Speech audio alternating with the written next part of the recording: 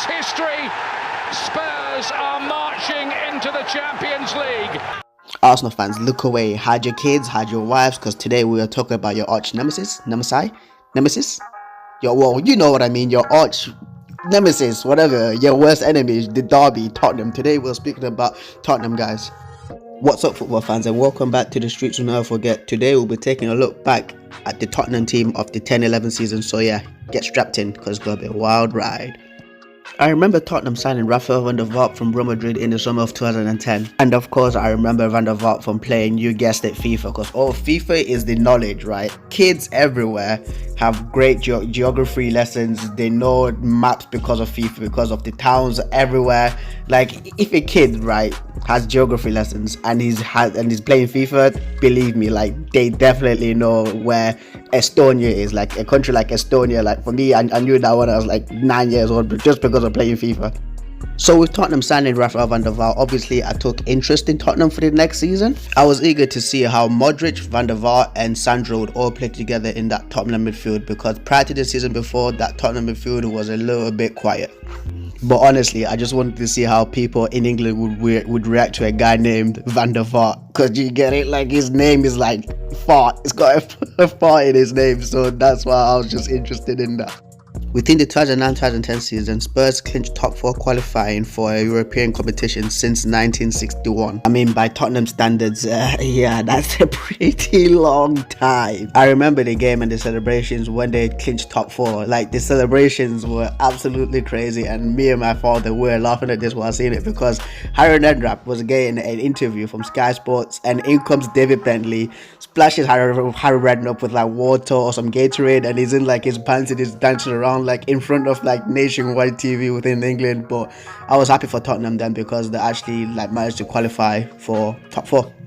By the halfway point of the 2010-2011 season, Tottenham were relatively having a good season by being 5th place and having 6 points behind their arch rivals Arsenal. The fight for top 4 was on, because this was Arsenal and Tottenham's main trophy. Basically, top 4 was Arsenal and Tottenham's main trophy to this day. Tottenham's run in the Champions League was wait for it, legendary. Who was expecting this Tottenham team to play like this in the Champions League against all these European giants? But one special player emerged out of the Tottenham team, Peter Crouch. Peter Crouch was the most inspirational player within this Tottenham team. The amount of like performances they had against Inter Milan, guys, obviously I'm just joking. It was Gareth Bale. Once a left back, a number 3. Come on, a left back. Gareth Bale was a standout winger in my opinion. He announced himself on the footballing stage, putting on a clinic, a surgeon clinic against Maicon. He took Maicon for a taxi. He took Maicon on the way to a trip around the Louvre in France. He took him to prison. He took him, like, he emasculated him. I did not believe this performance from Gareth Bale. Like, he would just knock the ball, dash past him. Maicon didn't know what to do. He had taxis being called for him within North London. In the San Siro, he was spinning around like a pizza. But Gareth Bale, that night, I will never forget. He honestly took Maicon to detention. He put him in detention. He put him in defender detention. Like, I'm still baffled by that performance, because to how he played as well in the San Siro, for him to score a hat-trick past Julius Caesar as well, and 2 goals were identical. I'm sure Maicon still has nightmares right now. I'm pretty sure that whenever he sleeps, he wakes up screaming at night, and his wife wakes him up. She's like, baby, what's up? He's like, it's Gareth Bale. He's coming for me again. He's coming for me again. Throughout the season, players such as Rafael van der Vaart, Luka Modric, Sandro and Jermaine Defoe were making the Tottenham team tick. Van der Vaart had a tremendous first season at Tottenham. He pulled the strings alongside Luka Modric and managed to contribute in his first season with 13 goals. This Spurs team would finish 5th, qualifying for the Europa League for the next season, and they will reach the quarter-finals of the Champions League.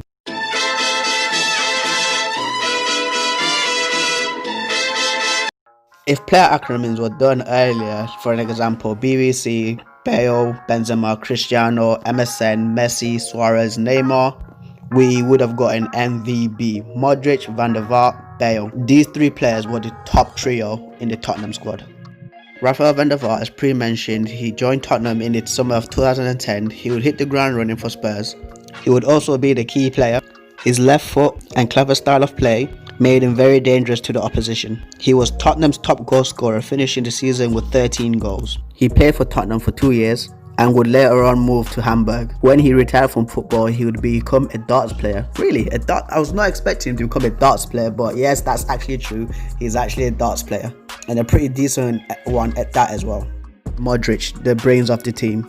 I never took notice of Modric until his last season of Tottenham. I'm sure all of you know how good Luka Modric is. Dribbler, passer, tactician, playmaker and distance shooter. Luka Modric is a complete midfielder. He was the one weaving the passes through to Gareth Bale, Peter Crouch and Jermaine Defoe, and also Van der Vaart for them to obviously score their goals within that season. Within the summer of 2012, Luka Modric would then sign for, of course, Real Madrid, and the rest is history. Luka Modric would then go on to break something known as the Ronaldo-Messi Ballon d'Or party, but I cannot believe that Madrid fans actually voted Luka Modric as the worst signing they ever had. You haven't heard of somebody named Emmanuel Adebayor? Where to start with Gareth Bale? Gareth Bale, I was a skeptic of him because I thought that he was being overhyped by the British media, obviously, of him coming out and having a standout season in the previous season before. But that performance against Maicon, changed my perspective of how good Gareth Bale was. He made me take notice of him, and from then I was a fan of him. But he just kept on getting better and better. The 2013 season for him was a thing of beauty. The individual performances that this guy would have against West Ham, against Man United, sprinting past Rio Ferdinand and slotting the ball past David De Gea like it was nothing.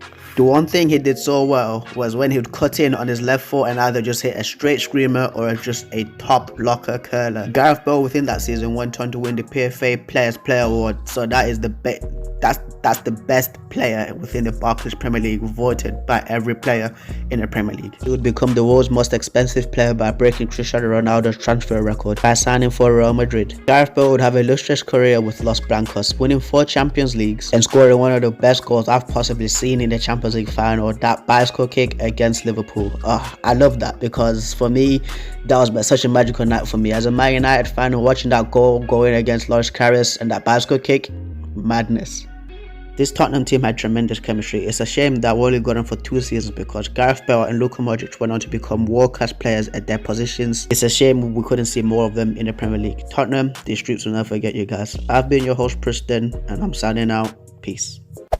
Hey guys, it's Preston here. So the research for this episode, writing the script, was pretty simple because this Tottenham team, I remember when I was 14, 15 years old watching them within the Champions League as well, and to what season they had, and I actually started taking notice of Tottenham being a high class team, because for me, I just thought Tottenham was like an Aston Villa kind of team that got 6th or 8th place. But when Gareth Bale was just starting to come along and starting to transform himself into a great player, I was thinking wow, I think we should sign him because he's going to be the next Ryan Giggs for us. I genuinely thought that, but obviously Real Madrid had to come and sneak in and take him.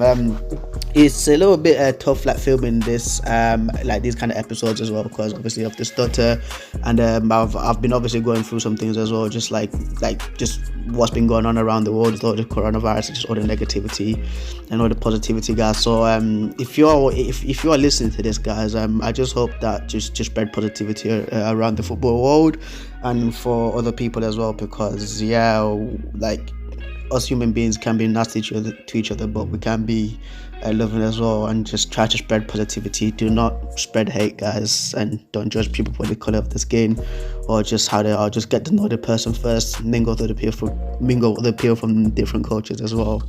And I just hope that this message got through to you guys, and thank you for listening to this. I will keep bringing these out more because I do love football, and I just want to make this my career and just live my life. But yeah, I've been Preston, guys. Thank you for listening to this. I'm signing out. Peace.